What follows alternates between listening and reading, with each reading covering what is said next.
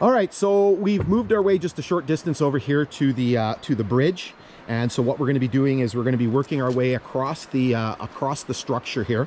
The structure is going to take us across actually a couple of things. All right, so again, this structure was built in 1923 and opened in 1924. And so the bridge itself is actually going to carry us across not only the river, which you can hear running in the background, but it's also going to carry us across another rail line. So this area is really interesting because you have the convergence of all of these different rail lines. You have the still active Canadian National Railway Kashabowie Subdivision, which this line used to branch off of from 1924 until 1994. And then below us, you're actually going to see the Canadian Pacific line. And we're going to talk about that as we move our way across. So here you can see the bridge itself. So again, built in 1923, opened in 1924. The bridge itself is 630 feet long and 40 feet high. It is a combination bridge. And so essentially it has two portions. It has this truss portion. So this initial portion here that you can see that essentially carries it over the Canadian Pacific line. And the reason for it is because basically it needed a long span to be able to cross over the Canadian Pacific line. And then the other portion that crosses over the river is a deck plate girder span. So let's carefully make our way across here. The bridge is actually in fairly decent shape. Again, this line was actually abandoned 30 years ago, right? So 30 years ago this month was the abandonment. Here you can actually see some really, really neat things, and we're going to see some of these a little bit farther up. You can see all of these little round circles. So these are iron ore pellets, and basically this line was used to transport iron ore from a couple of different mines over its history. So the actual beams, the timbers on the bridge are actually in pretty decent shape. The catwalks, unfortunately, not so much. You can see that they're pretty deteriorated. And again, that's going to be expected over 30 years of not seeing any maintenance. So if we carefully work our way over here, we can look down and we can see the rails of the Canadian Pacific line, the Canadian Pacific Kansas City. And so this is their Wraith Subdivision. And so the Wraith Subdivision runs from Thunder Bay about 147 miles to the west to a place called Ignace. And so this line was the first line that was built through the area. So the Canadian Pacific line was built in the 1870s. So I believe construction started back in what at the time was Fort William, which is now Thunder Bay, back in 1875. And so the line was built and then sort of improved once the Canadian Pacific Company came into being in 1881. You can see that it is a double-tracked line. I don't know how far the double-track runs, but it basically does run all the way into, runs all the way into Thunder Bay. Okay, so let's continue making our way carefully across. You know that from, if you watch these videos regularly, I am not good at all with heights. Me and Luna. Right, Luna?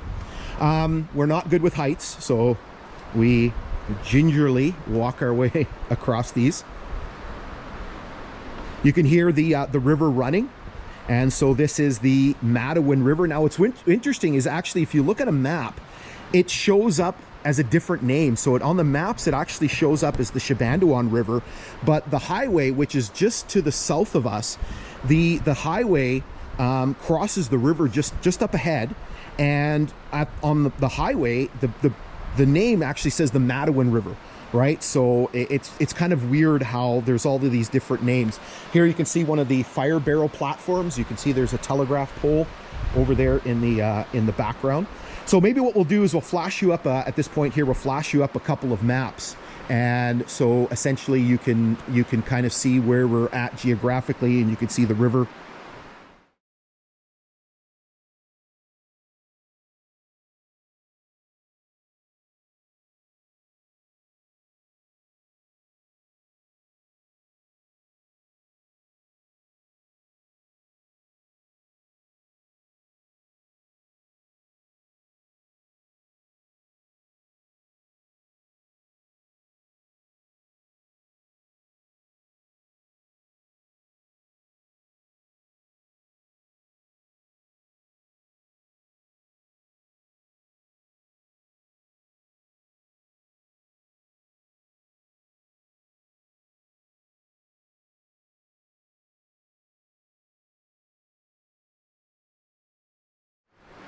Okay, so let's continue our journey across the bridge here. The water level in the river is probably down considerably.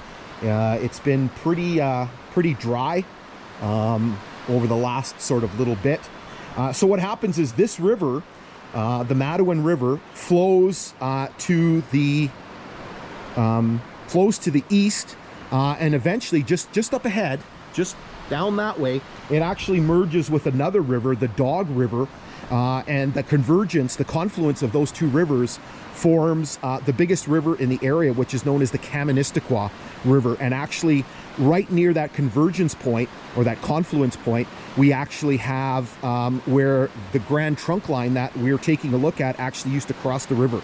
And so we looked at that in a previous episode, and I might put a link in the description there you can have a look at. So here you can see the situation with the bridge. You can see the deterioration of the catwalks and things like that.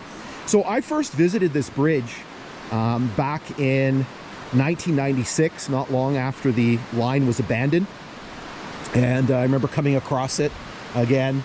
Not particularly my cup of tea, walking across a bridge like this. And then I was here 4 years ago, so we did an exploration 4 years ago, and again, remember not being overly enthused walking across here. Now, just to tell you a little personal story, so I actually remember this. Ooh, that was a soft tie there. Yeah, it was just soft. I stepped on it and it gave way a little bit. I remember this bridge as a kid because for a long time in my youth, my parents had a place at a lake just to the west called Kashabowie Lake, and we used to go there all the time in the spring, summer, and the fall. And the highway passes by just close to this, so just further up ahead, the highway comes close to the river, and you can actually see this bridge at a distance. Now, it's a little bit more challenging now because what's happened over time is the trees have grown up, but back when I was younger, so I'm talking like, early to mid 80s, you could see this bridge very, very clearly. And I remember being fascinated, by watching, you'd see the bridge, and periodically you'd see a train running across the bridge. And again, I just completely fascinated me. And in particular, as you were coming back towards Thunder Bay, as you were coming to the west, coming east, you would very clearly see the bridge. So here you can see there's kind of a bit of an island here in the middle, and there's a bridge pier on here. I don't know if there's any date stamps on there. We're gonna try to have a look after in terms of the date stamps.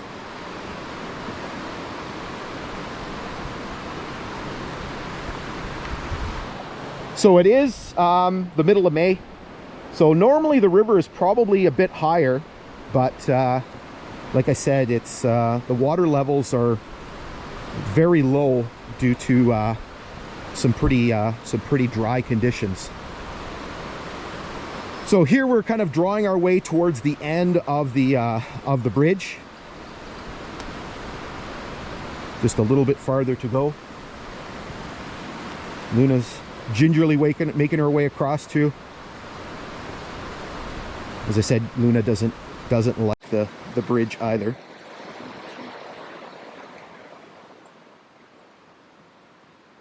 So you can kind of see if we look down. So it's a bit of a ways down there.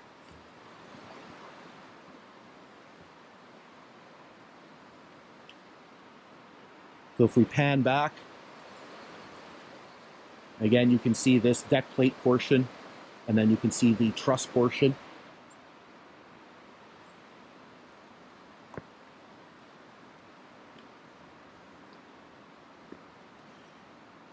Maybe I've just gotten better with walking across these bridges, because when I was here 4 years ago, I remember just being absolutely terrified and commenting about how sketchy this bridge was. It's still kind of a bit sketchy, but not quite as bad as I remember it.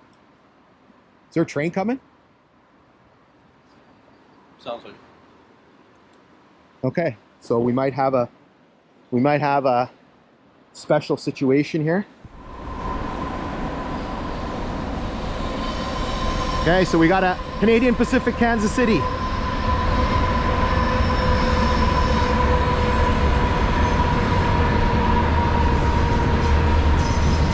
So this is typically what you're going to see on the Canadian Pacific line, all intermodal. Sorry, I'm trying to run two cameras here at the same time. Hopefully you're getting a good view. Would have been nice if we would have been over where, you know, the train was running right underneath us.